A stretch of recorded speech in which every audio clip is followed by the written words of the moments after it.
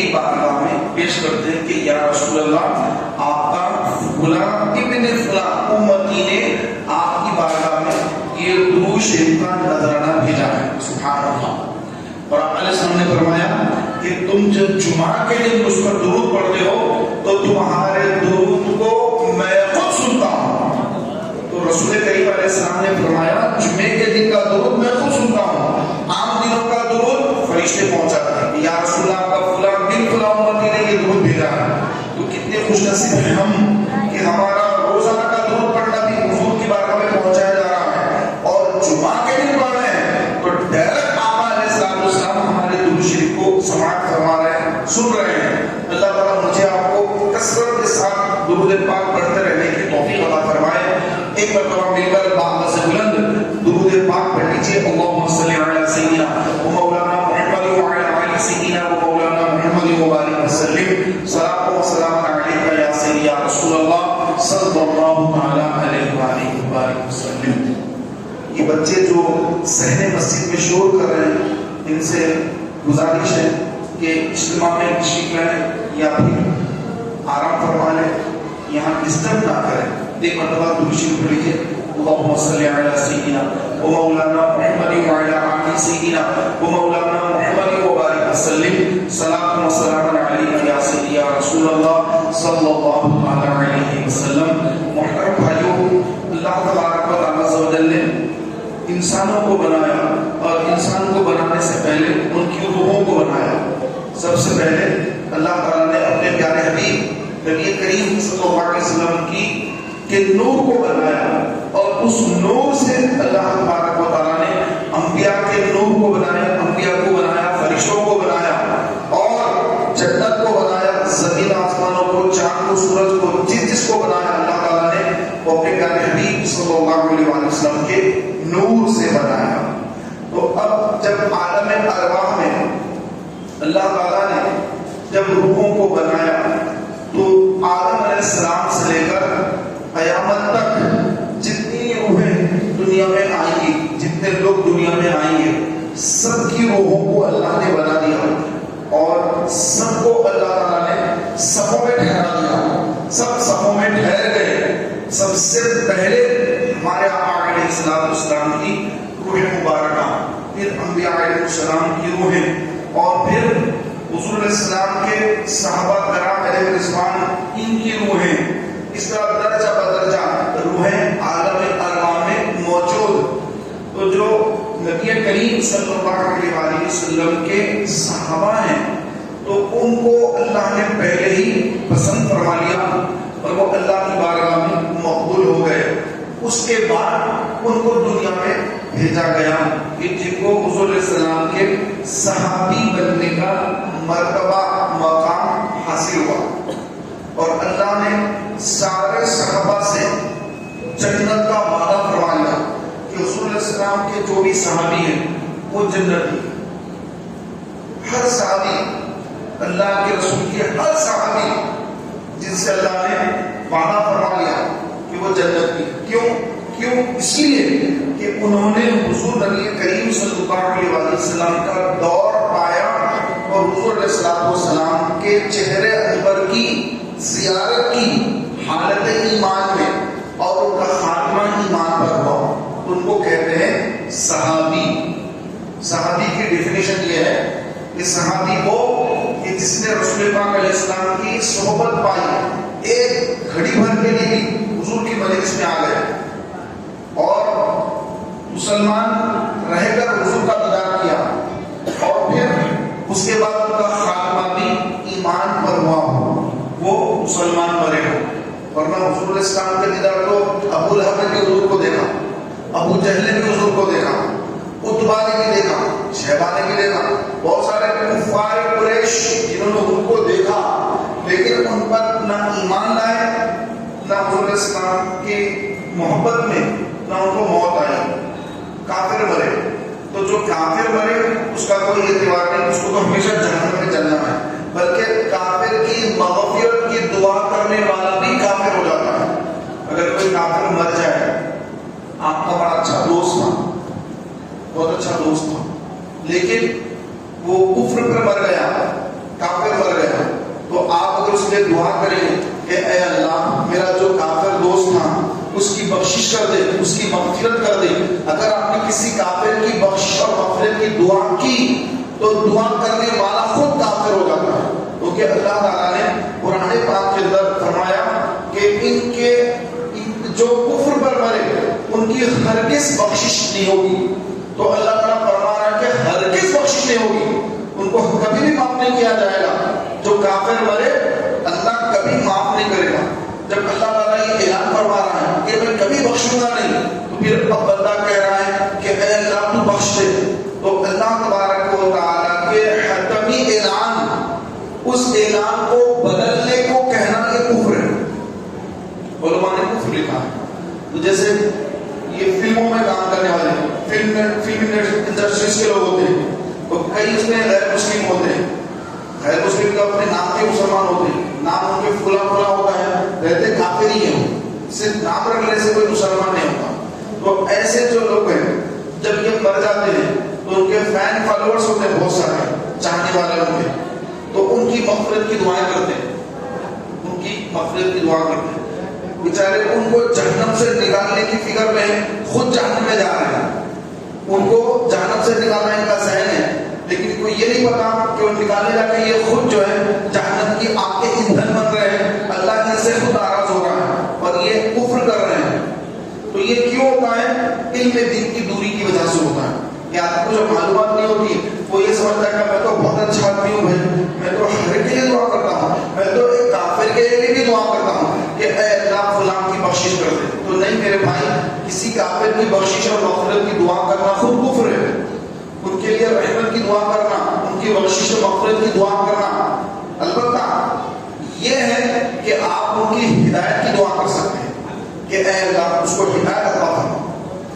کوئی غیر مسلم ہے، آپ کا دوست ہے، آپ اس کے اوپر محنت کر رہے ہیں، کوشش کر رہے ہیں، یہ اچھی بات ہے، آپ اس کام کی طرف لا رہے ہیں، بہت اچھی بات ہے، آپ کوشش کر رہے ہیں، ساتھ میں دعا بھی کر رہے ہیں، اے اللہ اس بندے کو میں ہدایت کی طرف بلا رہا ہوں، تو مدد فرما، تو اس کو ہدایت عطا فرما، اس کو اسلام کی توفیق دے دے۔ تو یہ بہت اچھی بات ہے کہ اللہ کی بارگاہ میں ہدایت کی دعا مانگنا غیر مسلم کے لیے جائز، لیکن اگر کوئی غیر مسلم مر جائے، انتقال کر جائے، تو اس کی مغفرت کی دعا کرنے والا خود کفر میں پڑ جاتا ہے، اس کا خاتمہ خود کفر پر ہوتا ہے۔ اب اگر وہ توبہ کر لے، دوبارہ تجدید ایمان کر لے، الگ بات ہے، لیکن اگر اس کو پتہ ہی نہیں چلا کہ وہ یہ دعائیں کر کر خود کافر ہو گیا ہے اور اسی پر اس کی موت واقع ہو گئی، تو پھر اس کا نکاح بھی ٹوٹ جاتا ہے اور پھر وہ کفر پر مرتا ہے، کفر پر موت ہوتی ہے۔ تو کبھی بھی جو ہے ایسی دعا نہیں کرنا چاہیے کہ جس سے کرنے سے اللہ نے منع کیا ہے۔ پھر یہ موسیٰ علیہ السلام کے دور کا واقعہ ہے کہ موسیٰ علیہ السلام کے دور میں ایک شخص تھا جس کا نام تھا بلعام بن باعورہ، تو وہ جو بہت بڑا جو عبادت گزار تھا، مستجاب الدعوات تھا، تو اس نے جو ہے موسیٰ علیہ السلام کے خلاف نعوذ باللہ بددعا کی، تو اللہ تعالیٰ نے اس کی بددعا کو تو قبول نہیں کیا بلکہ اس کو خود مردود کر دیا، اس کی زبان کتے کی طرح باہر آ گئی اور وہ کافر مر گیا۔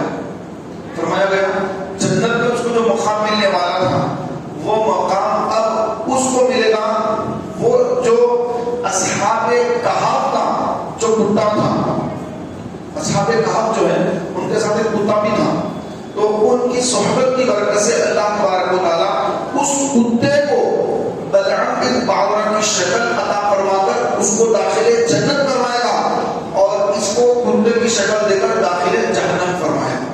تو کسی نبی کے خلاف بددعا کرنا یہ کفر ملے گا، آدمی اس کو کافر ہو جاتا ہے۔ کسی صحابی کو، کسی اہل بیت رسول میں سے کسی کے لیے نعوذ باللہ بددعا کرنا، یا کسی عالم یا کسی ولی کے لیے نعوذ باللہ بددعا یا کلمات، یا کسی عالم دین کے لیے، یا کسی عام مسلمان کے لیے بھی، کسی عام مسلمان کے کفر کی دل میں اس کے کفر کی جو ہے چاہت پیدا کر لینا کہ یہ کافر مر جائے، اس کا خاتمہ کفر پر ہو جائے۔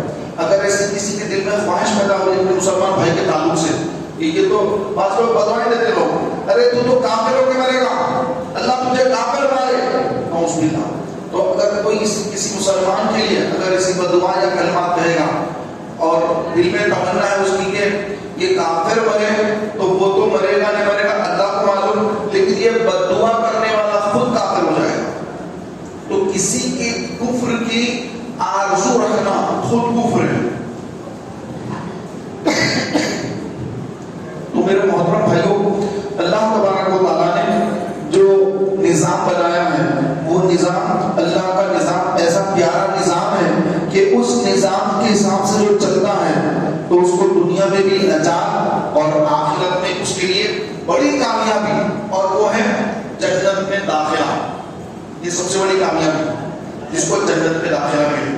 تو جنت میں داخلہ انہی کو ملے گا جو اللہ اس کے رسول صلی اللہ علیہ وسلم کے احکامات پر عمل کرتے ہیں اور اپنی زبان کی حفاظت کرتے ہیں. لوگ یہ دور جو چل رہا ہے بڑا فتنوں کا دور چل رہا ہے، اور یہ دور کے بارے میں سرکار نے پہلے بتا دیا کہ ایک ایسا دور آئے گا کہ لوگ صبح مسلمان ہوں گے شام تک کافر ہو جائیں گے.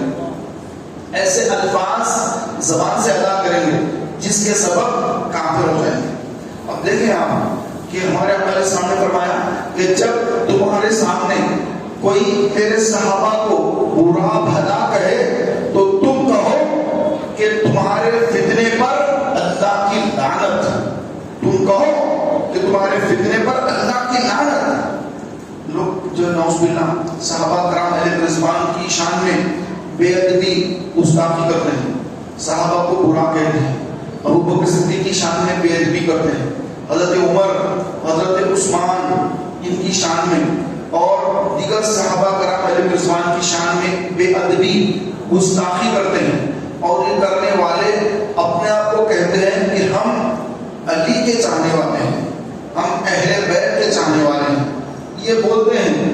لیکن مولا علی نے تو حضرت ابوبکر، حضرت عمر، حضرت عثمان ان سے اتنی محبت فرمائی کہ اپنے بیٹوں کے نام اپنے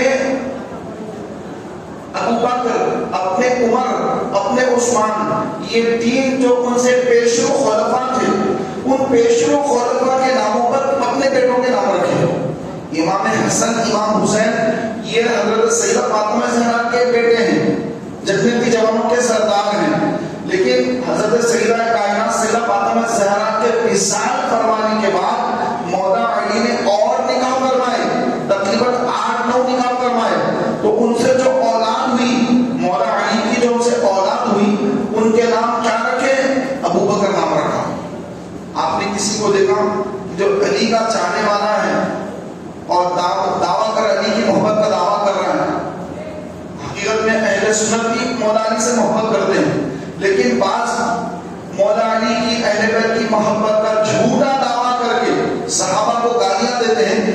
ان کے بارے میں عرض کر رہا ہوں کہ کیا انہوں نے مولا علی کی اس سنت پر عمل کیا کہ مولا علی نے اپنے بیٹے کا نام ابو بکر رکھا جو میدان کربلا میں شہید ہوئے؟ مولا علی نے اپنے بیٹے کا نام عمر رکھا تو میدان کربلا میں امام حسین کے ساتھ شہید ہوئے. مولا علی کی یہ سنت کہ اپنے بیٹے کا نام عثمان رکھا اور جو میدان کربلا میں نواز رسول شہزادہ حسین، شہزادہ علی، امام حسین کے ساتھ جامع شہادت پوش کر لیا. حضرت عثمان ان کا نام، کن کے بیٹے؟ مولا علی کے بیٹے، مولا علی کے بیٹے.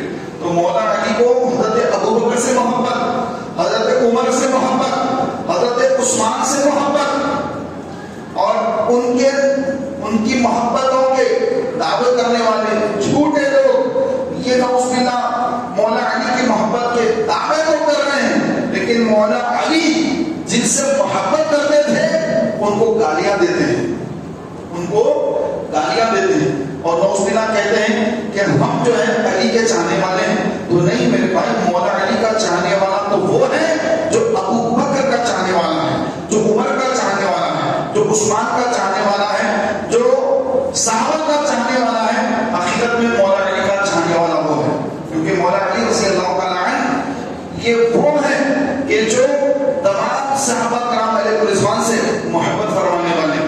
ایک مرتبہ جنگ صفین جب ہوئی، جنگ صفین ہوئی، دو طرف صحابہ ہیں، ادھر بھی صحابہ ادھر بھی صحابہ، غلط فہمیاں ہو گئی، بیچ میں لڑانے والے بھی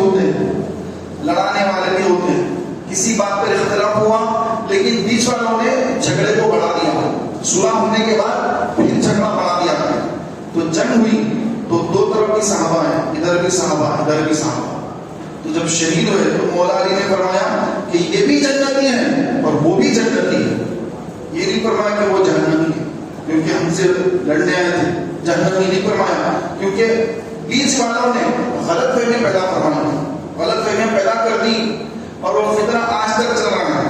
لوگ آج بھی نعوذ باللہ کئی صحابہ کرام علیہ رضوان کی شان میں بے ادبی گستاخی کرتے ہیں اور اپنے ایمان کو داؤ پہ لگا دیتے ہیں، تو پتہ نہیں ان کا ایمان موت کے وقت سلامت بھی رہے گا، کیونکہ جو صحابہ کو یا اہل بیت میں سے کسی کو برا بھلا کہے یا کسی اللہ کے ولی کی شان پہ بے ادبی کرے، من عاد لی ولیا فقد آذانہ بالحرب، جو میرے ولی سے دشمنی کرے، اللہ فرما رہا ہے کہ جو میرے کسی ولی سے دشمنی کرے میں اس سے اعلان جنگ کرتا ہوں، کیونکہ اولیاء کرام سے کوئی بے ادبی کرے گستاخی کرے تو اللہ کا اعلان جنگ ہے۔ تو اولیاء میں اعلیٰ مقام صحابہ کا ہے، اہل بیت اطہار کا ہے، تو جو ان کی شان میں بے ادبی کرے گا اس کا کیا حل ہوگا؟ وہ تو اللہ سے اعلان جنگ کر رہا ہے، اللہ اس کا اعلان جنگ کر رہا ہے۔ یہ حدیثیں سننے کے باوجود لوگ بے ادبی گستاخی سے رکتے نہیں، باز نہیں آتے۔ اور ہم کو اللہ کا شکر اس لیے ادا بھی کرنا ہے کہ اللہ تعالیٰ نے ہمارے سینے کو کھول دیا، ہمارے سینے میں اہل بیت کی محبت بھی رکھی، صحابہ کی بھی محبت رکھی، اور یہ عین عشق رسول ہے۔ سرکار علیہ السلام کی جو محبت ہے صرف سرکار کی ذات سے محبت کی، لیکن آل رسول سے محبت نہیں کیا یا صحابہ سے محبت نہیں کی، اس کا ایمان مکمل نہیں ہوا۔ ایمان مکمل کب ہو رہا ہے؟ جب رسول پاک سے شدید محبت اور آل رسول سے محبت، پھر حضور کے صحابہ سے محبت، ان سب سے محبت۔ لیکن یہ بیچ میں جو ہے کچھ ایسے لوگ بھی ہیں کہ جو طرح طرح کی عجیب و غریب باتیں کرتے ہیں کہ حضور اسلام کا جب وصال ہوا تو باغ فرق، ایک باغ تھا حضور اسلام کا، تو حضرت فاطمہ الزہرا رضی اللہ تعالی عنہا وہ باغ لینے کے لیے خلیفہ اول حضرت ابوبکر صدیق رضی اللہ تعالی عنہ کی بارگاہ میں آئی اور وراثت کے تعلق سے فرمایا کہ ابوبکر یہ باغ میرے والد گرامی کا ہے، یہ باغ میرے والد گرامی کا، یہ مجھے ملے۔ تو صدیق اکبر نے کیا فرمایا کہ نبی جو ہوتے ہیں، نبی جتنے انبیاء ہوئے، ہر نبی کا مال تو ساری امت کے لیے ہوتا ہے، ان کی آل کے لیے، اولاد کے لیے نہیں ہوتا۔ یہ حدیث پاک سنائی، کس نے سنائی؟ ابوبکر صدیق نے سنائی۔ تو سیدہ فاطمہ زہرا رضی اللہ تعالیٰ عنہا جب یہ حدیث پاک سنے تو آپ واپس لوٹ گئے۔ اتنا مسئلہ ہے بس، اس پر مخالفین نے ہنگامہ کر دیا، ایسا ہوا تو ایسا ہوا تو ایسا ہوا، ارے کچھ بھی نہیں ہوا ہے۔ سیدہ کائنات آئے تھے تو سرکار صدیق اکبر نے حدیث پاک سنائی تو آپ لوٹ گئے، ختم ہوگی بات۔ تو پھر صدیق اکبر کے وصال کے بعد فاروق اعظم خلیفہ بنے، فاروق اعظم کے بعد حضرت عثمان خلیفہ بنے، حضرت عثمان کے بعد مولا علی خلیفہ بنے۔ تو مولا علی نے کیا باغ فرق لے لیا؟ فاطمہ کو دینا چاہیے تھا آپ کے حساب سے، نہیں دیا۔ مولا علی جانتے تھے کہ نبی جو کچھ چھوڑ کر جائے وہ ان کی آل کے لیے، اولاد کے لیے نہیں، وہ ساری امت کے لیے صدقہ ہے۔ اگر تم یہ سمجھ لو کہ ابو بکر نے نعوذ باللہ صد بار معاذ اللہ کہ ابو بکر نے حضرت سیدہ فاطمہ زہرا کو وہ باغ نہیں دیا، غلطی کی نعوذ باللہ، یا معاذ اللہ غلط کیا، تو پھر عمر نے بھی تو یہی کیا، عثمان نے بھی تو یہی کیا، پھر چلو یہ تینوں نے بھی آپ کے حساب سے غلط کیا، آپ کے حساب سے، ہمارے حساب سے نہیں، آپ کے حساب سے۔ پھر مولا علی جب بنے خلیفہ، مولا علی نے پھر کیوں نہیں دیا سیدہ فاطمہ زہرا کو؟ انہوں بھی نہیں دیا۔ شرعی مسئلہ ہے۔ سیدہ آئے، صدیق اکبر نے ارشاد فرمایا، سیدہ لوٹ گئے، ختم ہو گیا۔ اتنا ہی مسئلہ ہے. تو میرے پیارے بھائیوں، جن جو بھولے بھالے مسلمان ہوتے ہیں تو وہ جو ہے کسی ایسے بد مذہب کے باتوں میں آ جاتے ہیں، ان سے دینی باتیں شروع کر دیتے ہیں. وہ بد مذہب ان کو اس طرح کی عجیب و غریب باتیں بتاتا ہے جو سرے سے بالکل غلط ہوتی ہے، تو وہ ان کا ذہن خراب کر دیتا ہے. تو لہٰذا آپ کسی ایسے بدعقیدہ جو حضرت ابو بکر کا گستاخ ہے، مولا علی کا محبت کا جھوٹا دعوے دار ہے، اس کی باتوں میں کبھی نہ آئیں، اس کی صحبت اختیار نہ کریں، ان کی محفلوں میں نہ جائیں. ایک طرف وہابیہ، ایک طرف یہ رافضیہ، یہ رافضی ایک طرف، وہابی ایک طرف، یہ دو الگ الگ فرقے ہیں. ان کے عقائد الگ، ان کے عقائد الگ. یہ اہل بیت اطہار کے گستاخ کون؟ یہ خارجی. اور یہ رافضی، یہ صحابہ کے گستاخ. اور ہم اہل سنت و جماعت صحابہ سے بھی محبت، اہل بیت سے بھی محبت، یہ دونوں سے محبت کرنے والوں کو اہل سنت کہتے ہیں، اور اہل سنت کے ایک فرد کو سنی کہتے ہیں. سمجھ رہے نا؟ تو سب سے پہلے جنت میں داخلہ چاہتے ہیں تو عقیدے کو درست کرنا ضروری ہے. رسول کریم علیہ السلام سے محبت اور آل رسول سے محبت، حضور کی آل سے بے انتہا محبت، کہ جس کے دل میں آل رسول کی محبت ہوگی اور آل رسول کی محبت میں اگر کوئی مرا ہوگا تو اللہ تعالیٰ اس کو شہادت کا روپ عطا فرمائے گا. آل رسول کی محبت میں مر جائے، شہادت کا اس کو مقام اللہ تعالیٰ عطا فرما رہا ہے. تو آل رسول کی محبت ضروری. پھر صحابہ کرام 1,00,000 کم و بیش 24,000 صحابہ کرام، میدان بدر میں صحابہ، میدان احد میں صحابہ، جنگ حنین میں صحابہ، حدیثیں، حضور کی حدیثیں جمع کرنا، امت تک پہنچانا، سب کام کرنے والے کون؟ صحابہ. آج ہم تک دین پہنچا، کس نے پہنچایا؟ صحابہ. سب کام دین کے کرنے والے صحابہ.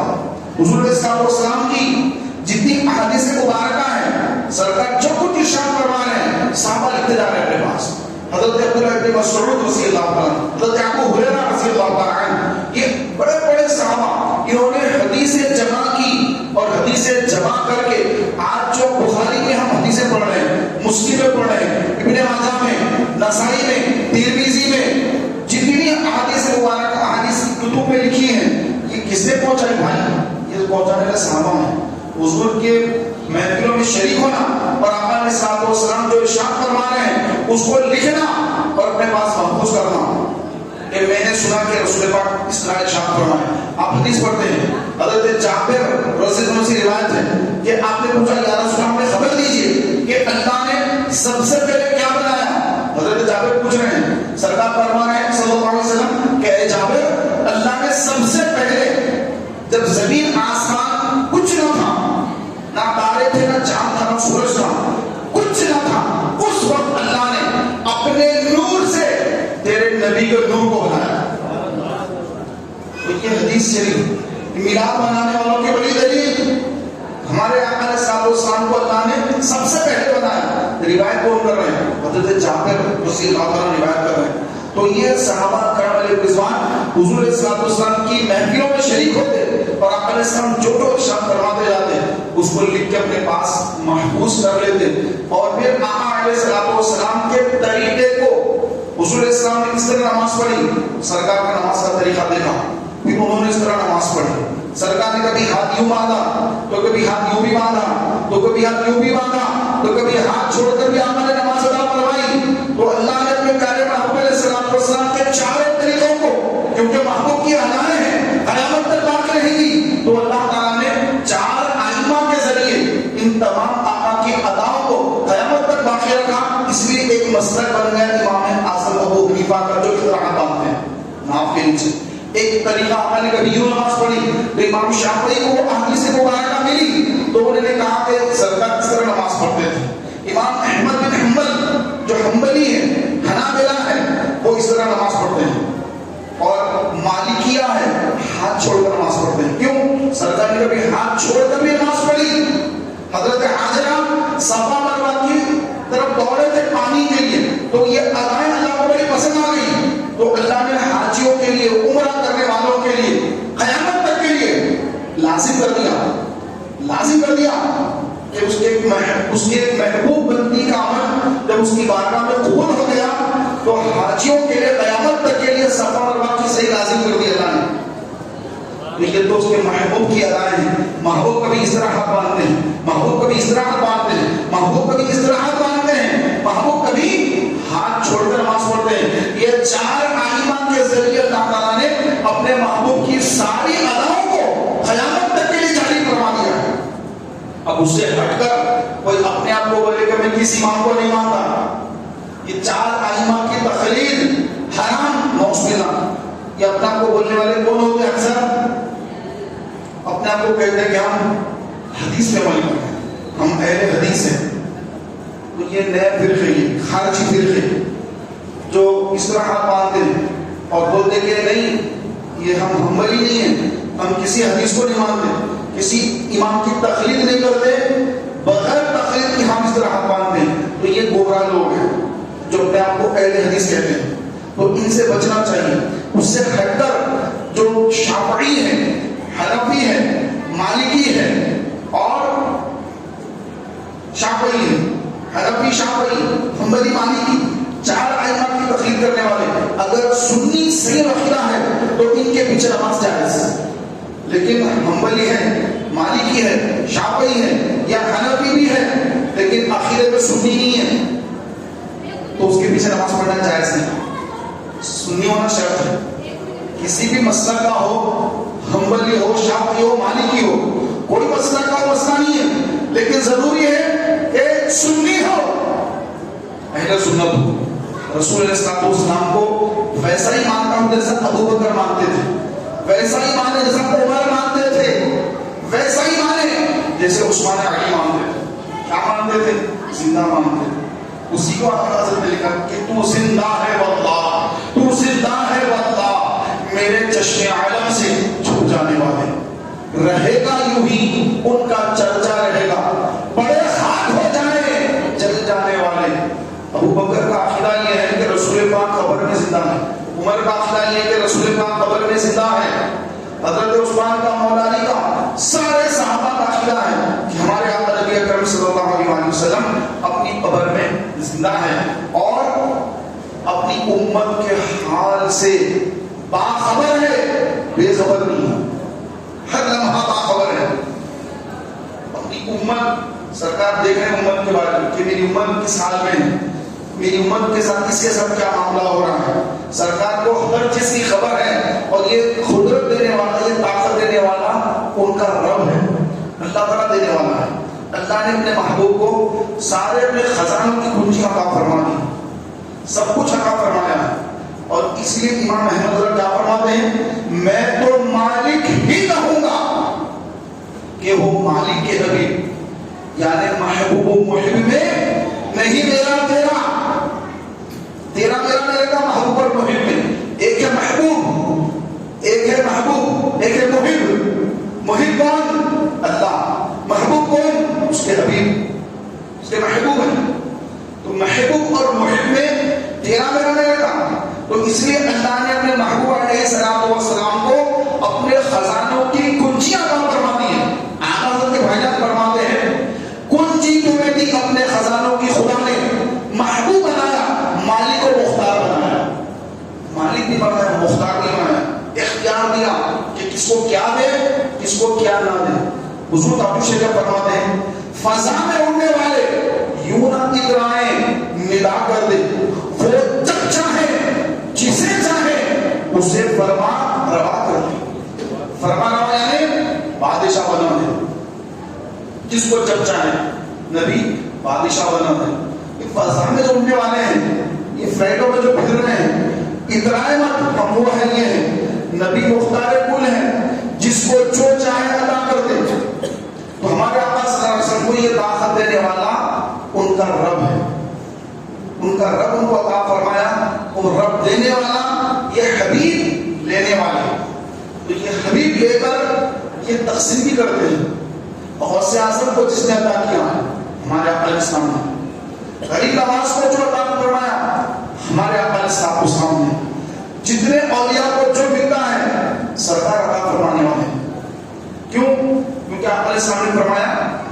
بے شک رب عطا کرتا ہے اور میں تقسیم کرتا ہوں. انا قاسم، میں تقسیم کرنے والا ہوں. تقسیم کس کے ہاتھ رکھے اللہ نے؟ اپنے محبوب کے ہاتھ میں.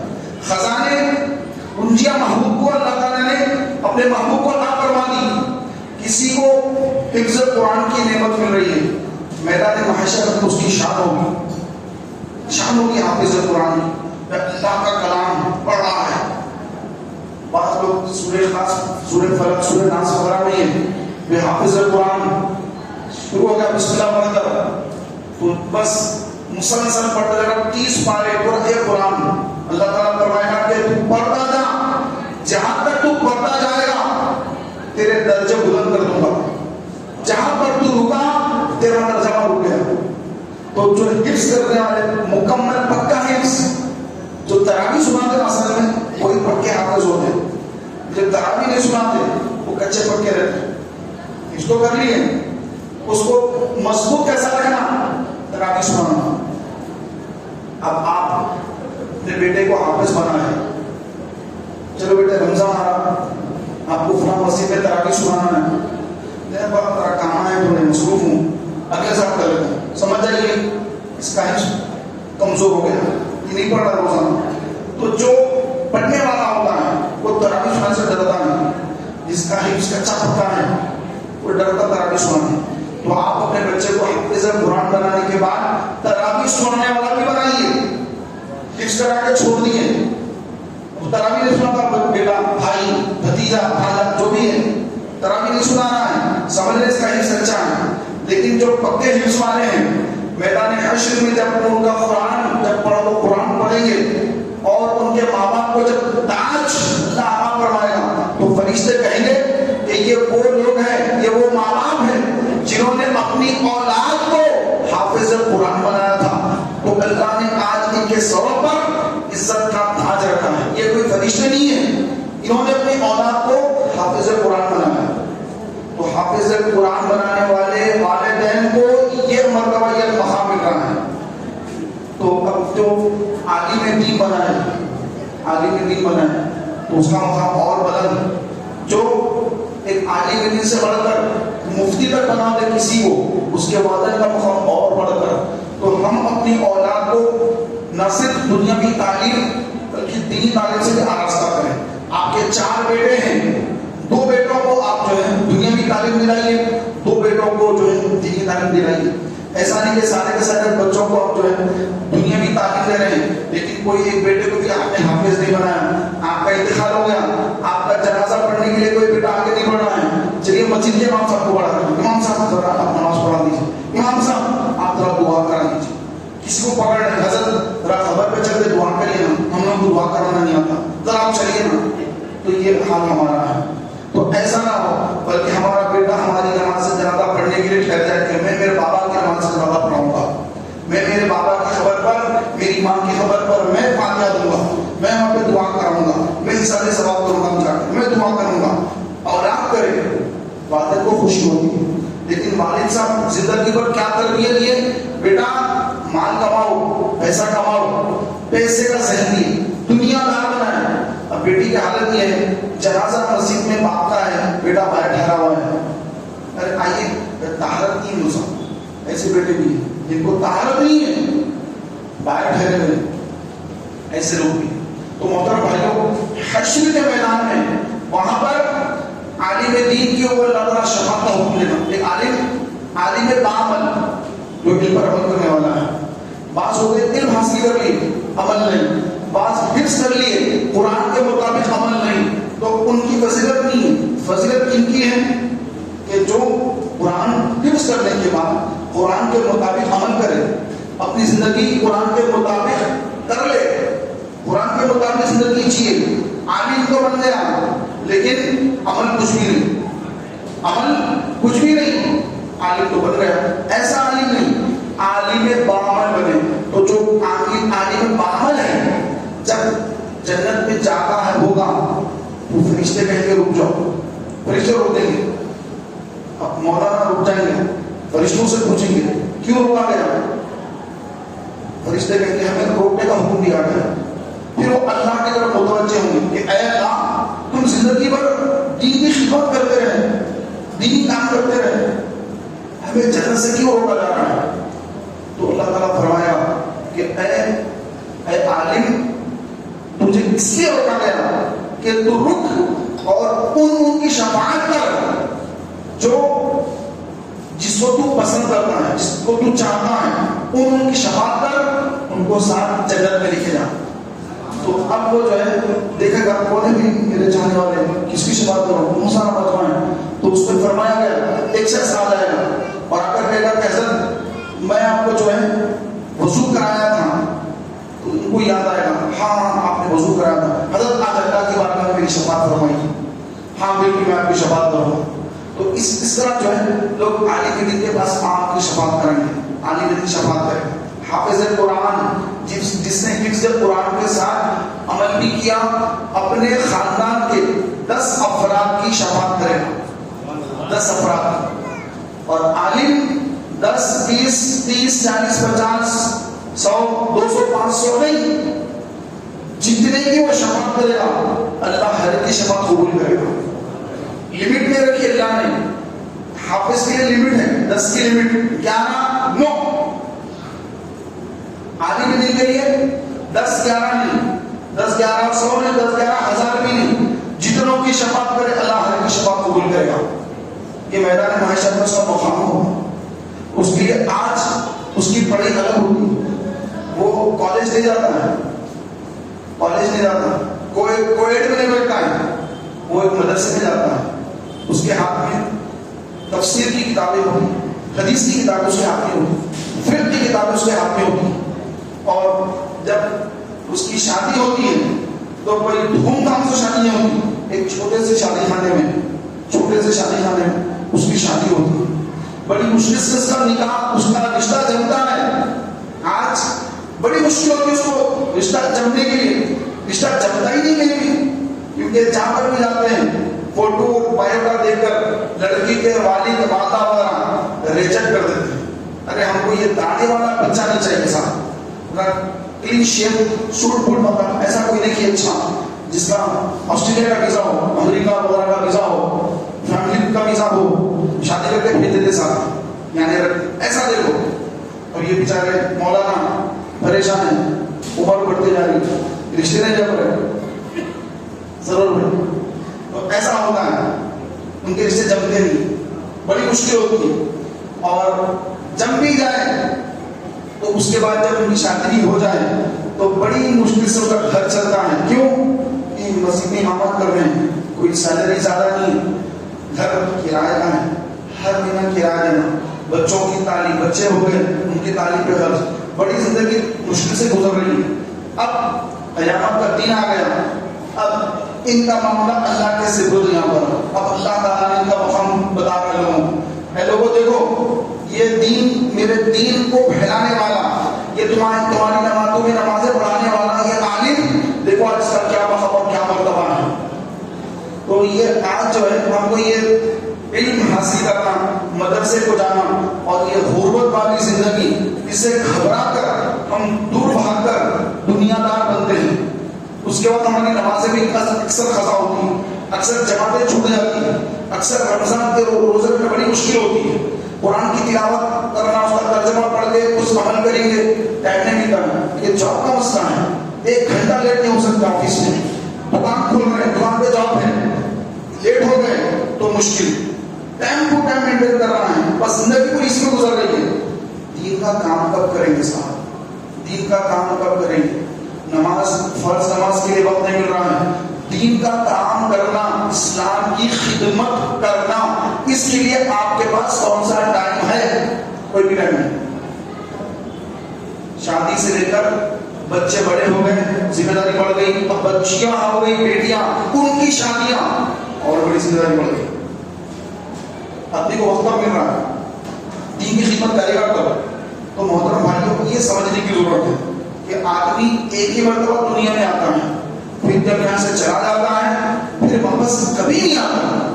تو جہاں پر ہمیشہ رہنا ہے وہاں کی تیاری زیادہ کرنا ہے, اور جہاں چھوڑ کر جانا ہے اس کی تیاری اتنی کہ جتنا جم جائے بس وہاں اتنا کافی. یہ جس کا ذہن بن جائے تو سمجھ رہے کہ اللہ کا اس پر بڑا کرم ہو گیا.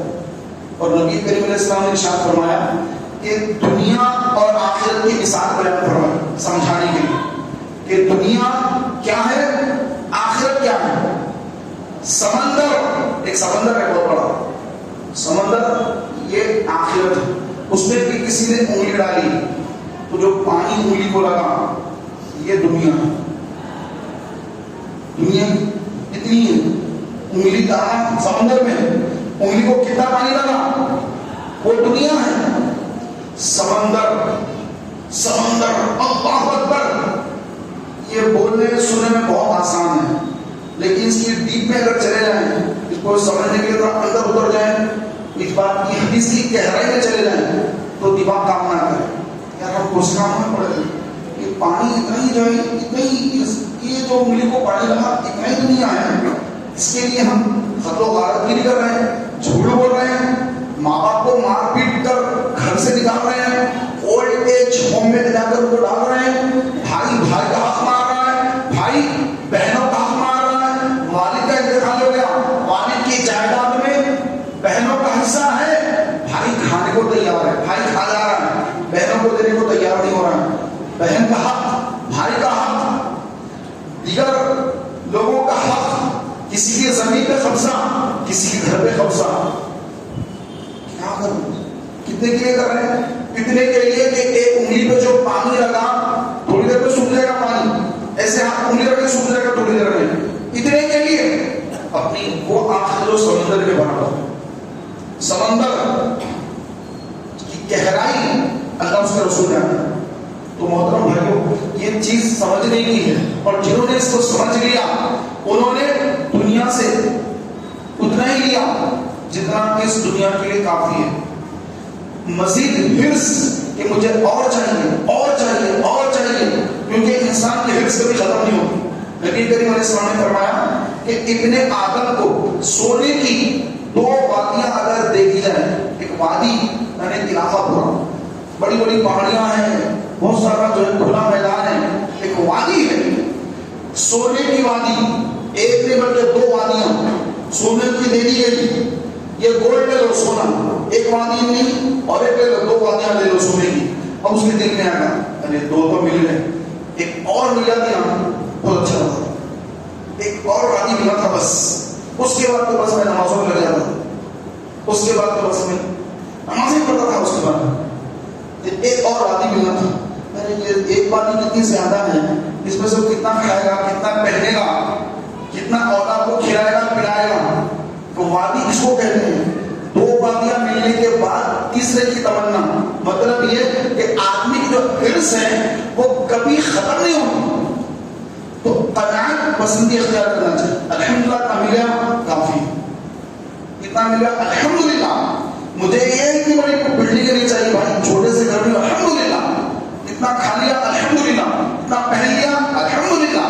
نہیں میرے کو وہ ہونا، میرے کو وہ ہونا، میرے کو یہ ہونا، یہ تو ہو گیا اب یہ ہونا. تو اس کی جو طلب ہے، جو یہ اس کے اندر حرص ہے، یہ حرص اتنی زیادہ ہے کہ یہ کبھی ختم نہیں ہوگی. آقا علیہ السلام نے فرمایا کہ ابن آدم کے کا پیٹ قبر کی مٹی بھرے گی، قبر کی مٹی اس کا پیٹ بھرے گی، کوئی چیز اس کا پیٹ نہیں بھرے گی. کتنا بھی کھا لے گا پھر اس کے دل میں تمنا ہوگی اور ہونا تھا اور ہونا تھا. یہاں تک کہ مرنے کے بعد جب قبر میں پہنچے گا تو قبر کی جو مٹی ہے اس کا پیٹ بھرے گی. پھٹے گا پیٹ، کیوں؟ پیٹ ہی پھٹے گا قبر میں. تو یہ حال ہوگا. لیکن جو متقی ہیں، جنہوں نے دنیا سے دل نہیں لگایا، اپنے رب کی طرف لو لگائی کہ اے اللہ تو مجھے دیکھ رہا ہے، تو مجھے دیکھ رہا ہے، میں گالی نہیں دوں گا. تو مجھے دیکھ رہا ہے، میں کوئی گندی حرکت نہیں کروں گا، میں جھوٹ نہیں بولوں گا، تو دیکھ رہا ہے. کوئی ننگی گندی فلم نہیں دیکھوں گا، تو مجھے دیکھ رہا ہے. اگرچہ کہ کمرے میں اندر دروازہ بند کر لیا، اب کوئی یہ دیکھ رہے ہیں، ابا امی بھائی بہن سب باہر ہیں، میں کمرے میں اکیلا ہوں، موبائل پر جو چاہوں دیکھوں، لیکن اللہ کا خوف دل میں، اللہ مجھے یہاں بھی دیکھ رہا ہے. یہ جو خوف دل میں پیدا کرے گا، اللہ سے ڈرے گا. تو محترم بھائیوں، اللہ سے ڈرنے والے کے لیے فرمایا اس کے لیے 2 جنتیں ہیں. جو اللہ سے ڈر رکھتا ہے. اور فرمایا کہ قیامت کا دن ہوگا, لوگ بڑی بڑی نیکیاں لے کر آئیں گے, لیکن ان کی نیکیاں جو تہاڑا کی پہاڑوں کی مثل ہوگی, یعنی اونچے اونچے پہاڑوں کی طرح, لیکن وہ سب کے سب ان کے منہ پر مار دی جائیں. تو فرمایا وہ اس لیے کہ ان کا یہ لوگ جو لوگوں کے سامنے بڑے اچھے ہوتے تھے, لیکن ان کی تنہائیاں یہ اکیلے میں جاتے, ان کی تنہائیاں جب یہ اکیلے میں ہو جاتے, جب دنیا والا کوئی کو دیکھنے والا نہیں ہوتا, تب یہ اللہ کی نافرمانی اور بے حیائی والے کاموں میں لگ جاتے, ان کی نیکیوں کو اللہ ضائع کر دیتے. تو محترم بھائیو, اللہ کا جو خوف ہے وہ لوگوں کے دکھانے کے لیے نہیں ہونا چاہیے, حقیقت میں دل میں اللہ کا خوف پیدا ہونا چاہیے. یہ خوف جو رکھے گا اللہ اس کو نوازے گا, اور جو یہ خوف سے بے خوف ہو کر زندگی جیے گا, تو حدیث پاک میں کہ اللہ تعالیٰ دو خوف کو ایک جگہ جمع نہیں کرے گا. جو دنیا میں خوف زدہ رہے گا اللہ سے, اللہ آخرت میں بے خوف کر دے گا اس کو. آخرت میں کوئی خوف نہیں ہوگا, نہ جہنم کا خوف ہے, نہ اس کو آگ میں جانے کا ڈر ہے, نہ اس کو پھلسنا سے گرنے کا ڈر ہے کہ پھلسنا سے گر نہ جاؤں, کوئی ڈر نہیں ہے. کیوں؟ دنیا میں جو اللہ سے ڈرتا تھا تو وہاں بے خوف ہے, اور جو یہاں بے خوف ہے, کسی کا بھی مرڈر کر دیتا ہے پیسے لے کر, 12-13 لاکھ لے لیتا ہے, کسی کو بھی مار دیتا ہے, بے خوف ہے. 4-5 کی ٹیم ہوتی مارنے کی, نکلتے جا کے مار دیتے کسی کو بھی, چاقو مار کے مار دیتے کسی کو, مسلمان کو مار دیتے. کو پیسہ چاہیے, 15-20 لاکھ مل گیا تو مار دیں گے کس کو, قتل کر دیں گے کس کو, کسی کی ان کو پرواہ نہیں. کوئی شادی کر کے اپنے گھر دلہن لاتا ہے اور اس کے اخراجات اس کو برداشت کر سکتا ہے, کماتا نہیں, سست کاہل ہے, کمانا کچھ نہیں ہوتا. اب یہ بچی کے ماں باپ سے پیسے منگواتا ہے, پیسہ لاؤ, وہ نہیں دے سکتے, وہ ان کو مار کے جان لے لیتا. آئے دن حیدرآباد میں ہو رہے سے واقعہ آپ دیکھ رہے ہیں, ہمارے شہر میں ہو رہا ہے, اور جگہ کی بات نہیں کر رہا ہوں, یہاں کی بات کر رہا ہوں. کیا دل بولے گا ماں, کیا دل بولے گا باپ, کہ بیٹی کو جو ہے نکاح کر کے شادی کر کے دیا, اور پھر اس کے شوہر نے, داماد نے اس قدر مارا پیٹا, اس کو ہاسپٹلائز کر دیا گیا, اور وہاں پر 2-3 دن رہ کر وہ بچی انتقال کر گئی. ایسا ظلم ہے, کلیجہ مبوا کا سن کر کے یہ کیسے لوگ ہیں, یہ بے خوف ہیں, ان کو کوئی خوف نہیں ہے, واللہ کوئی خوف نہیں ہے, یہ دنیا میں بے خوف ہے.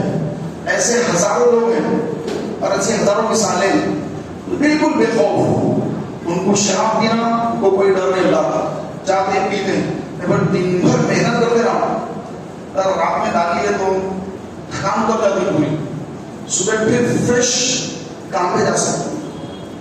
تو تھوڑی ہونا رات میں لوگوں کا ایسا ذہن ہوتا ہے, ڈیلی 1000 کے قریب کماتے, 100 روپے کی پی لیتے, باقی کے پیسے گھر کو لے آتے. اب جا کے گھر میں مار پیٹ گالی گلوچ طرح کی حرکتیں آئے دن ہی ہوتے رہتے ہیں. کوئی شادی ہونے کے بعد بھی جا کے منہ کالا کرتا ہے, زنا کاری, اس کو حلال اللہ نے حلال ذرائع دے دی, اس کی شادی ہو گئی. اللہ کے رسول صلی اللہ علیہ وسلم نے فرمایا کہ جس نے نکاح کر لیا گویا اس نے اپنے آدھے دین کو محفوظ کر لیا, اور آدھے دین کو محفوظ رکھنے کے لیے اللہ کی بارگاہ میں دعا کرتا رہے اللہ تعالیٰ سے. تو حلال چیز اللہ نے دی, اس کا دل نہیں بھر رہا ہے, یہاں سے اس کا دل بھر نہیں رہا ہے. اب یہ اور دیکھ رہا ہے اور نہ جا کے منہ ماروں, اور کیا کروں, یہ زنا کاری میں مبتلا ہو رہا ہے.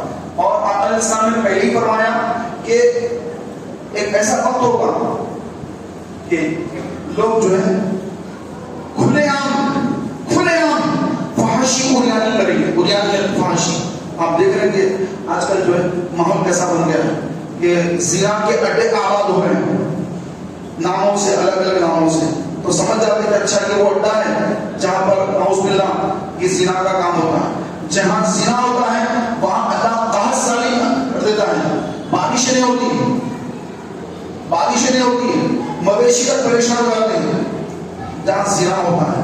تو شادی سے پہلے بعض لوگ شادی نہیں ہو رہی ہے, طرح طرح کی غلط حرکتیں کر رہے ہیں, انسانی سوچ حرکتیں کر رہے ہیں. اب جہاں شادی ہو گئی اس کے بعد بھی نعوذ باللہ اس طرح کی حرکتیں کر رہے ہیں. آپ علیہ السلام نے معراج کی رات ایک منظر دیکھا کہ لوگوں کے سامنے بہترین گوشت ہے, اس کو چھوڑ کر ایک ناپاک اور گندا بدبودار گوشت کھا رہے ہیں. سرکار نے جبریل سے فرمایا کہ جبریل یہ کون لوگ ہیں؟ حضور کو تو پہلے سے معلوم ہے, لیکن جبریل سے سرکار نے پوچھا, جیسے کئی باتیں ہوتی ہیں کہ اللہ تعالیٰ کو معلوم ہوتا ہے, اس کے باوجود اللہ تعالیٰ پوچھتا ہے. سرکار نے جبریل سے پوچھا کہ جبریل یہ کون لوگ ہیں؟ جبریل نے عرض کیا یا رسول اللہ یہ وہ لوگ ہیں جو اپنی حلال بیویاں چھوڑ کر حرام کی طرف جاتے تھے, حلال بیویاں چھوڑ کر حرام کی طرف جاتے. اور کئی عورتیں ہیں جن کے سامنے اچھا گوشت ہے اس کو چھوڑ کر وہ گندا بدبودار گوشت کھا رہی ہیں. جبریل نے اس کی آسما یہ وہ عورتیں ہیں جو اپنے شوہروں کے علاوہ دوسروں کے سامنے ننگی ہوتی تھی, دوسروں کے سامنے یہ اس طرح کی حرکتیں کرتی تھی. یہ عورتیں, یہ مرد, یہ حشر کے میدان میں یہ خوف زدہ ہیں, یہ گندی چیزیں کھا رہے ہیں, ان پر عذاب مسلط ہے, ان کی شرمگاہوں پر آگ دہک رہی ہے. آقا علیہ السلام نے فرمایا کہ زانی قیامت کے روز اس طرح پہچانے جائیں گے کہ ان کی شرمگاہوں پر اللہ تعالیٰ آگ بھڑکا دے گا, آگ دہک رہی ہوگی, اور اہل محشر جان لیں گے کہ یہ زانی ہے, یہ زنا کرتے تھے, آج ان کی شرمگاہ پر آگ دہک رہی ہے. کیسی ذلت کا عذاب, کیسی بے عزتی ہے, کیسی ذلت اور خواری ہے, اس کے بعد پھر عذاب الگ. تو یہ بے خوف ہے, یہ جتنے آج دنیا میں بے خوف ہیں اللہ کے خوف سے بے پرواہ ہے, انہیں کسی کا خوف نہیں, ان کے پاس پیسہ ہے, یہ یہاں نہیں تو وہ اور جا کے گناہ کریں گے.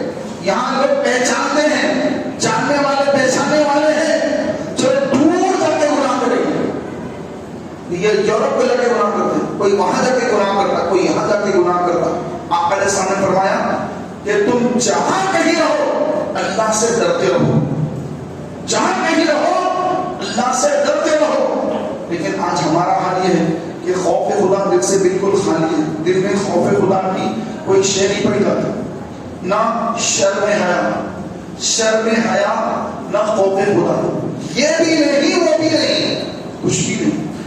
آقا فرماتے ہیں رزق خدا کھایا کیا, فرمان حق ڈالا کیا, شرم نبی خوف خدا یہ بھی نہیں وہ بھی نہیں.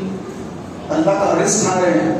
کئی ایسے لوگ ہیں جو کھا نہیں سکتے, بیماریاں ایسی ہوئی, پیشنٹ ایسے ہیں کہ ان کو ڈاکٹر نے منع کر دیا کہ کھانے یہ نہیں کھانا, یہ نہیں کھانا, یہ نہیں کھانا, لیکن جن کو اللہ نے صحت دی ہے وہ کھا رہے پی رہے ہیں.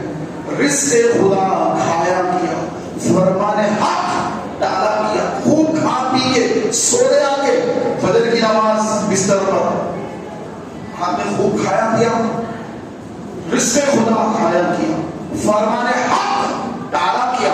نماز پڑھنا ہے, ہاں پڑھیں گے, پڑھیں گے صاحب پڑھیں گے, اذان ابھی اذان بھی پڑھیں گے پڑھیں گے. ارے سنتیں پڑھ میرے بھائی, سنتوں کا وقفہ ہے, وضو کر کے سنتیں پڑھ کر جماعت کر جائے گی. ابھی اذان ہوئی, فرمان حق ڈالا کیا. نمازوں میں سستیاں, گناہوں کا انبار لگا ہوا ہے, اور آج اس کو کوئی برا نہیں سمجھتی. بیٹا نماز چھوڑ دیا, ماں کو کوئی غم نہیں ہے, ماں کو کوئی خوف نہیں ہے, ماں کو کوئی خوف نہیں ہو رہا کہ میرا بیٹا بے نمازی بن گیا, میرا بیٹا یہ غلط کاموں میں لگ گیا. باپ کو کوئی خوف نہیں ہے اللہ کا کہ میری پوچھ ہوگی تو خوف نہیں. جبکہ فرمایا گیا کہ والدین سے ان کی اولاد کے بارے میں سوال ہوگا, پوچھا جائے گا کہ تم نے ان کی تربیت کی یا نہیں کی. جو تربیت نہیں کر رہے ہیں, بچہ 7 سال کا ہو جائے, سرکار نے فرمایا صلی اللہ علیہ وسلم نماز کا حکم دو, نماز کا حکم دو. اب 7 سال کے بچے نماز پڑھنا, 7 سال کے بچوں کو نماز پڑھنے نہیں آتا, ڈانس کرنا آتا ہے, ناچنا آتا ہے, گانے آتے ہیں. 7 سال کی بھی ضرورت نہیں ہے, 5 سال کے بچے کو گالیاں آتی, موٹی موٹی گالی, اماں, بھائی, بہن کی گالی, ماں کی گالی. کیا عمر ہے صاحب؟ 4-5 سال کا بچہ ہے, گالیاں زبان پر ہے. کلمے یاد ہے, 6 کلمے یاد ہے, 5 کلمے یاد ہے, ایمان مجمل, ایمان مفصل یاد ہے, التحیات یاد ہے؟ نہیں یاد. حضور اسلام کے شہزادیوں کے نام یاد ہے؟ حضور کے شہزادوں کے نام یاد ہے؟ حضور کے کتنے شہزادے, جس نبی کا کلمہ پڑھا ان کے کتنے شہزادے ہیں, کتنے بیٹے ہیں, کتنی بیٹیاں شہزادیاں ہیں؟ نہیں معلوم. کتنے چچا ہیں, کتنی پھوپھیاں ہیں؟ نہیں معلوم. کتنے چچا اسلام قبول کرے, حضور کی کتنے چچا اسلام قبول کرے؟ نہیں.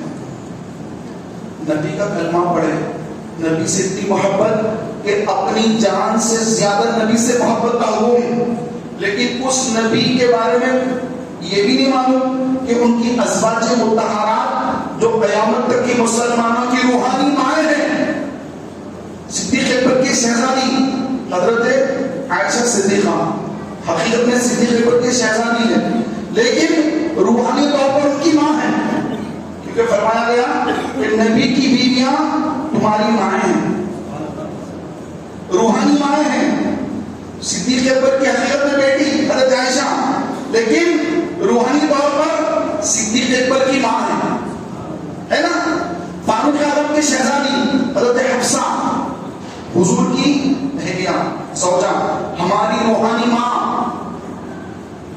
بیٹی عمر کی ہے, فاروق اعظم کی بیٹی, لیکن روحانی طور پر فاروق اعظم کی ماں ہے. سمجھ آ رہے نا؟ تو امہات المومنین کتنی ہے, ان کے نام کیا ہے؟ ہم ایسے ہیں. ہماری روحانی مائیں کتنی ہیں ہمیں نہیں معلوم. ہماری روحانی ماؤں کے نام کیا ہے ہمیں نہیں معلوم.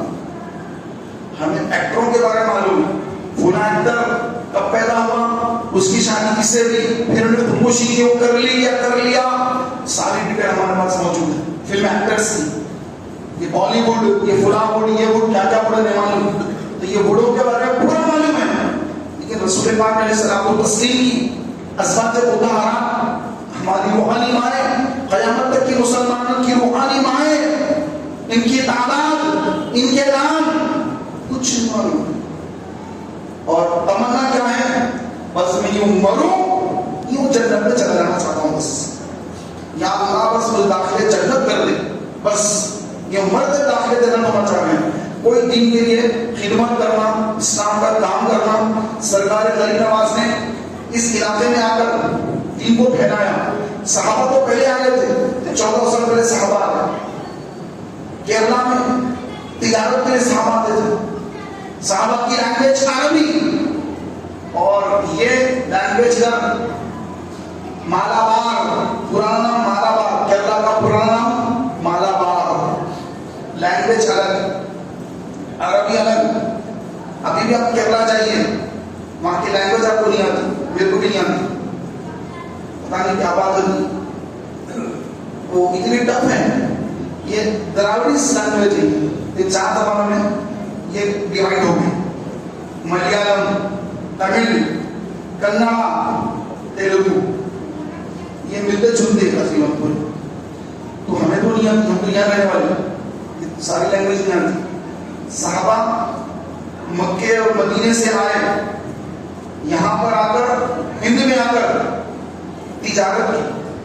تجارت ایسی صاف شفاف تجارت, وہ تجارت سے متاثر ہو کر کیرلا کے لوگوں نے ان کے دین کے بارے میں پوچھا کہ آپ کون لوگ ہیں, آپ کا دین کیا ہے, آپ کا مذہب کیا ہے, آپ اتنی شفافیت کے ساتھ کاروبار کر رہے ہیں.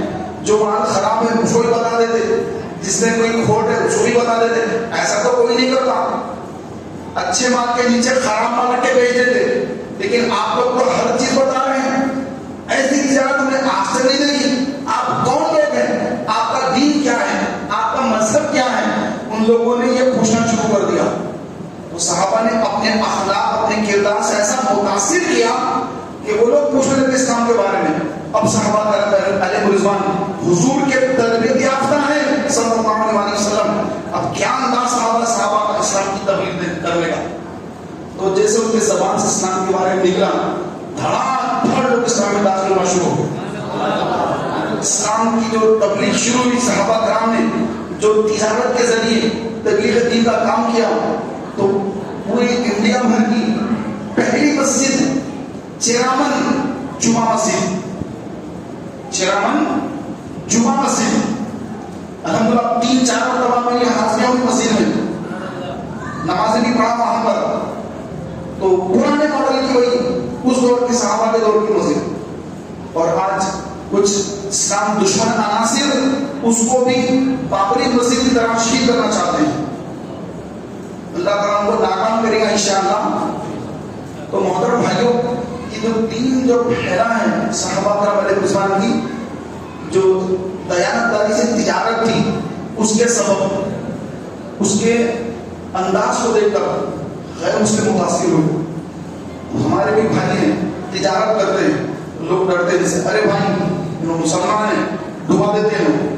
لوگ تجارت کرنے ڈر رہے مسلمانوں سے، کیونکہ جب پیسے دینے کا دن آتا ہے تاریخ آتی ہے، اس کو پھر باتیں کر لیے 8 دن کے بعد دیں گے، پھر آ جائیے صاحب کر دوں گا آپ کا ایسا پیمنٹ بھیجا دوں گا آپ کا، پیمنٹ دینے کو تیار نہیں ہو. غیر مسلم آپ سے تھوڑی متاثر ہوگا، بولے گا کہ یہ مسلمان یہ میاں بھائی ایسے ہوتے یار، ان کے ساتھ تو کاروبار کرنا ہی بیکار ہے. ہماری برادری اچھی ہے، ہماری برادری میں اچھا ہے، یہ اس طرح سے جو ہے ہمارے لوگوں کا کاروبار ہے. ایسا آ گیا زکات دینے کو بھی تیار نہیں. کروڑ پتی ارب پتی کھرب پتی ہے، زکات نکلتی ہے کروڑوں کی، نکالتے کتنی ہے؟ کام کرنے والے کو بند اٹھی کر ایسا دے دیتا کہ بہت کچھ دے رہے ہیں، دیکھے تو اس میں 2-3 ہزار روپئے بھی نہیں ہوتے، سمجھتے کہ زکات ادا کرتے. تو ایسا نہیں ہوتا. جو مال اللہ نے دیا ہے وہ آپ کا پورا نہیں ہے، اس میں اللہ نے آپ کو دے کر آپ کے ذریعے بہت بڑا حق رکھا ہے، اس کے اندر بہت بڑا حق رکھا ہے، وہ ان تک پہنچانا آپ کی ذمہ داری ہے، آپ کی ذمہ داری ہے. لیکن ہمارے پاس تو ایسا نہیں کچھ. ہاں ہمارے پاس مسلمانوں کے اندر مہمان برادری ہے، مہمان لوگ پوری زکات نکالتے ہیں، پوری زکات نکالتے ہیں.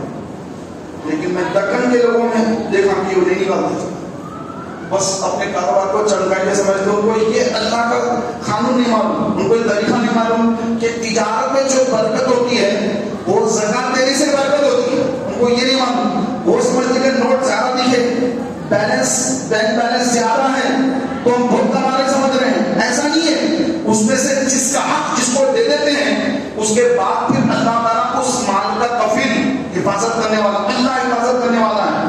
اللہ وہ حافظ بن جاتا ہے. نہ وہ چوری ہوتا، نہ ڈوبتا، نہ وہ مال چلتا. کیوں؟ اس کا میل نکال کر الگ کر دیا گیا، زکات نکال دی گئی، اب وہ مال پاک ہو گیا. اس میں برکت ہے، ترقی، اس میں وہ کاروبار میں ترقی. پھر زکات دینے کا جو ثواب ہے وہ جنت ہے، جنت ہے صرف، کیونکہ زکات ایک فرض ہے. تو یہ چیزیں جو ہے کب ہوتی ہیں؟ دل میں اللہ کا خوف ہو تو سب ہے. بے خوف ہیں آخرت میں خوف زدہ ہوں گے. تو آج خوف دل میں پیدا کرنا ہے اللہ کا.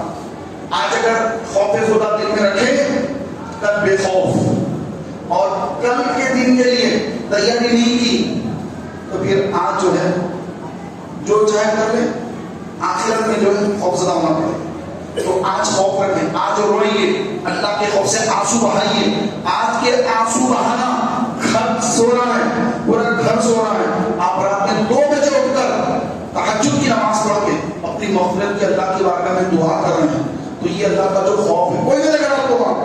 آپ کے گھر والے سو رہے ہیں، آپ کے دوست احباب آپ کے اپنے گھروں میں ہیں. اب آپ کو دیکھنے والا آپ کا رب ہے، رب تعالیٰ آپ کو دیکھ رہا ہے. اب جب اللہ کی بارگاہ میں اپنی بخشش اور مغفرت کی دعا مانگی، یہ ہے اصل اللہ کا خوف. ساری دنیا میں دیکھ رہی ہے، بس جس کو دکھانا ہے کوئی دیکھ رہا ہے. لیکن ہمارا حال یہ ہے، اتنی بھی نہیں کرے فوراً فیس بک پہ آ جاتی دیکھیے ہمیں، دیکھ لو بھائی مجھے نیکی کر لیا.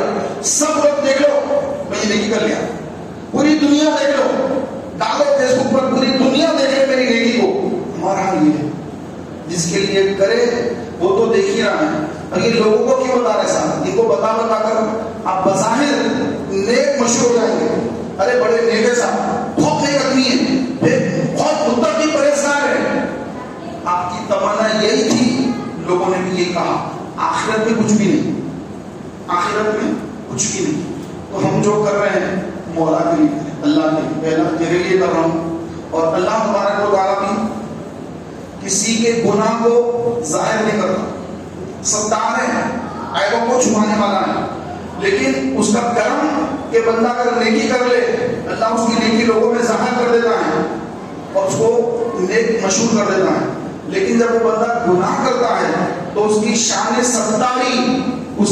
ستاری کے صدقے مولا اس کے گناہ کو چھپا دیتا ہے۔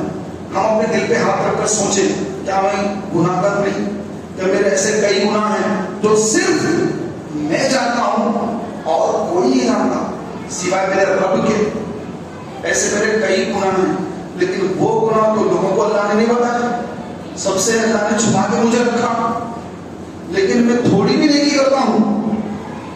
لوگ جو ہے، ارے آپ بڑے نیک ہیں بیٹا، ماشاءاللہ آپ فجر کے نماز کے پابند ہیں، ماشاءاللہ آپ کو میں دیکھا آپ اجتماع کے پابند ہیں، ماشاءاللہ میں آپ کو دیکھا آپ جو ہے لوگوں کو اجتماع میں لاتے ہیں، ماشاءاللہ آپ کی صحبت کی برکت سے، ماشاءاللہ وہ صاحب جو پہلے نماز نہیں پڑھتے تھے، آپ کی صحبت سے وہ صحابی نمازی بن گئے۔ طرح اس کی نیکیوں کو اللہ ظاہر کرتا ہے۔ پھر شیطان کا حملہ بھی ہوتا ہے، ایسا نہ سمجھیں کہ کوئی تعریف کر رہا ہے تو تعریف کرنے والے کے منہ پہ خاطہ بول کر بھی حکم دیا گیا، تو سامنے تعریف نہیں کر رہا ہے، آپ کو چڑھا رہا ہے، آپ کو گمراہ کر رہا ہے، سامنے تعریف کر رہا ہے، خوش مت ہونا، اس کے منہ میں خاک ڈالو تو آپ کے سامنے آپ کی تعریف کرے نہیں، بلکہ آپ کے غیاب میں آپ کی تعریف کرے، وہ آپ کا سچا ہے۔ جب انسان کی تعریف ہوتی نا تو اس کے اندر تکبر پیدا ہوتا ہے، ہاں یار میں تو ہوں ایسا، اصل میں تو ہوں ایسا، تو تکبر جو پیدا ہو رہا ہے وہ آدمی کو قلب کر دیتا ہے۔ غوث اعظم شیخ عبد القادر جیلانی رضی اللہ عنہ کے بارے میں آخری بات عرض کر کے پھر بات ختم کر رہا ہوں۔ غوث اعظم رضی اللہ عنہ ایک مقام پر جنگل میں، عراق کے جنگلوں میں عبادت میں مصروف ہے، غیب سے آواز آئی، عبد القادر آج ہم تم سے اتنا خوش ہوئے، تمہاری نمازیں معاف کر دی، تمہاری نمازیں معاف کر دی۔ سرکار غوث اعظم نے فرمایا لا حول ولا قوت الا باللہ العلی العظیم، نماز میرے آقا علیہ السلام کو معاف نہ تھی، ان پر تہجد فرض تھی، مجھے نمازیں کیسے معاف ہو سکتی ہے؟ یہ تو شیطان ہے۔ لاہور پڑا آپ نے تو شیطان اپنی اصلی حالت کے سامنے آ گیا، آ کر کہا کہ اے عبد القادر آج تمہارا علم میں بچا گیا۔ اسی مقام پر میں نے 70 ولیوں کی ولایت چھین لی یہ بول کر، لیکن آپ کا علم ایسا ہے کہ آپ کو آپ کے علم نے بچا دیا۔ تو غوث پاک نے فرمایا اے مردود، علم اگر بچاتا تو بھی بہت بڑا عالم تھا، معلم ملکوت تھا، فرشتوں کو درس دینے والا تھا، میرے علم نے نہیں بچایا، مجھے میرے رب کی رحمت نے بچایا۔ شیطان کا دوسرا بار بھی غوث پاک نے رد کر دیا۔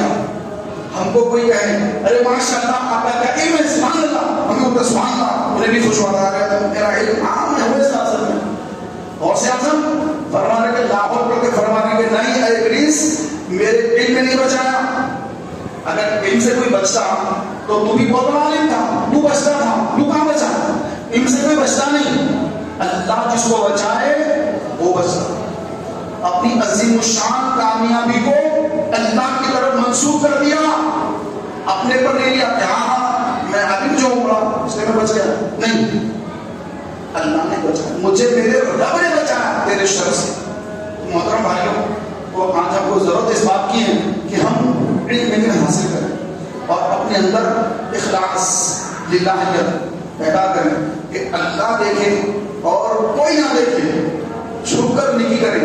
1 روپیہ بھی صدقہ کر رہے ہیں، کسی کو مت بتائیے، آپ جانیں، آپ کا رب جانے آپ نے کتنا صدقہ دیا، کتنا خیرات کی، کتنا آپ نے درود پڑھا، کتنا آپ نے سبحان اللہ پڑھا، کتنا آپ نے قرآن پڑھا، کتنی آپ نے تہجد پڑھی، کتنی آپ نے نیکیاں کی، آپ جانیں اور آپ کا رب جانے، دوسرا کوئی نہ جانے۔ ہمیں دوسرے سے مطلب ہی نہیں، دینے والا وہ ہے۔ جس کے لیے کر رہے ہیں وہ دینے والا ہے، اسے معلوم ہے، ہمارے لیے کافی۔ اللہ تعالیٰ کی بات میں دعا ہے کہ مولا تعالیٰ مجھے، آپ کو، ہم سب کو للہیت خلوص عطا فرمائے، اپنا خوف عطا فرمائے، اور آخرت کی تیاری کا ذہن عطا فرمائے، آمین بجاہ نبی الامین صلی اللہ علیہ وسلم۔ آئیے اپنے درود پاک کے زیر